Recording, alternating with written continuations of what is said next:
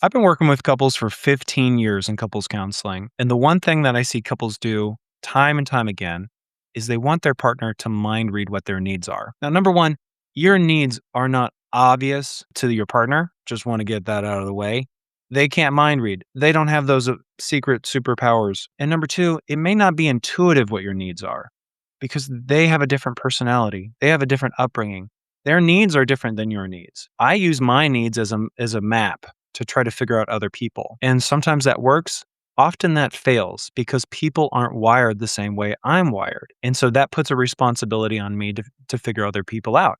But let's just make it easy for our partners by articulating and explaining and defining what your needs are. So, my name's Dr. Daniel Bates. I work with couples who are faced with these kinds of issues. And this is how I coach them and guide them. And specifically, in the area of coaching your partner on how to meet your needs. So, what I tell partners to number one is to define what your needs are. If you can't define them, doesn't matter how much explaining and communicating you do, your partner's never going to be able to meet your needs satisfactorily if you can't articulate and define them very clearly. So, define and be clear as possible. And then number two, you got to say it. You've got to articulate it explicitly and have a lot of conversations about it. And it won't bother your partner. It will make them happy because now they're equipped with information on how to meet your needs and make you feel loved and cared for. That makes them feel good, right? So maybe there's a selfish motivation here, but I would say this is not selfish. This is altruistic. I'm explaining my needs to my partner so that they can feel excited and equipped and empowered to meet my needs. And then that makes me want to return the favor, right? So it's this reciprocal mutuality that just builds relationships over time. So I want to give you 4 basic ideas on how to do this. Okay. But before I do that, I want to go back to the idea of defining and articulating.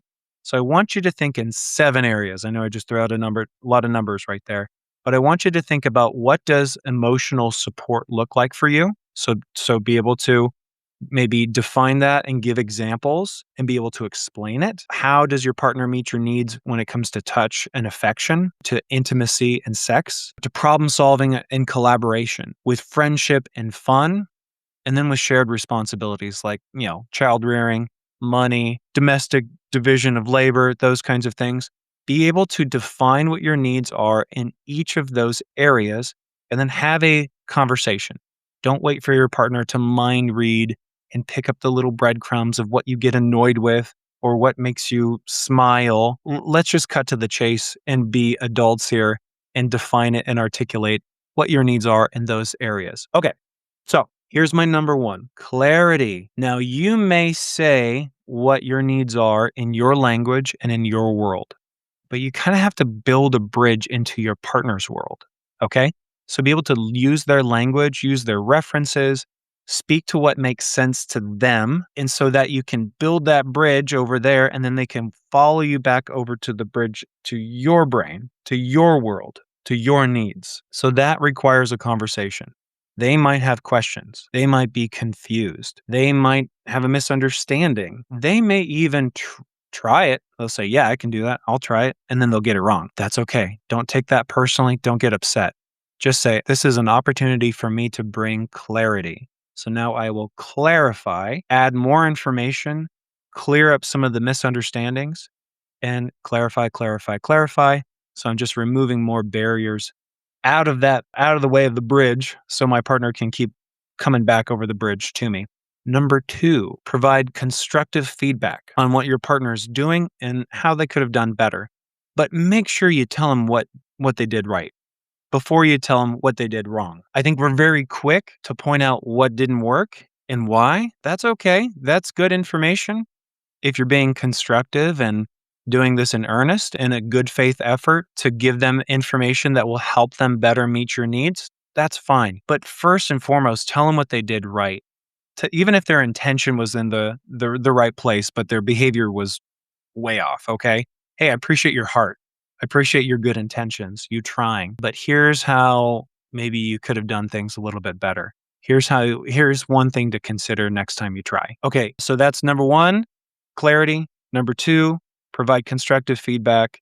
And then number 3, praise. Praise, praise, praise. So let's say you clarify, you give feedback, and then they finally everything just kind of falls into place and they do the thing that you want. Praise them. And I've had partners say, "No, I'm not doing that." Because when they're meeting my needs, that's a basic expectation. Now, I kind of do this with my kids sometimes, so it stings a little bit because it's like if my kid does their chore, I'm like, I'm not praising my kid for doing their chore. That's a basic expectation. They should be doing that without praise. And I should be praising my kids because I want to reinforce those behaviors, right? But I've seen partners do this with their partners too, is I'm not going to praise them because that's a basic expectation of meeting my emotional needs in those 7 areas you listed before, Dan. So that's just what they should be doing on autopilot by default. And then anything above and beyond, that's what I'll praise. No, no, no, no, no. Praise whatever you want to see happen again. Okay. If they're doing the thing that you want and you would like them to do that again tomorrow or the next week or the next month, or on whatever frequency or basis that you want, give it a praise, give it a shout out, give it an attaboy or an attagirl, and make sure they feel good for doing the thing that made you feel good. And it's not transactional. It's not like this obligatory thing. I'm going to be smart about this because this is how human behavior works. I'm kind of hacking the system here. And frankly, if I tried something new or different to meet my partner, I would want that response. I want that stimulus response to know that the thing I did worked. So we all do better with feedback, and you're just providing that feedback and breaking this cycle of wanting them to mind read. And then when they do the thing that you want them to do, you say nothing. No, we're going more words, more explicit, more direct, more articulation. Okay. More is better in this situation. Okay, the fourth and final piece that I want to leave you with is repeat the process regarding their needs. Okay. So you've done all this wonderful work. You've defined what your needs are. You've thought through those 7 categories of emotional support: touch and affection, intimacy and sex, problem solving and collaboration, friendship and fun, shared responsibilities. So you've thought through all those significant areas of your relationship, defined what your needs are.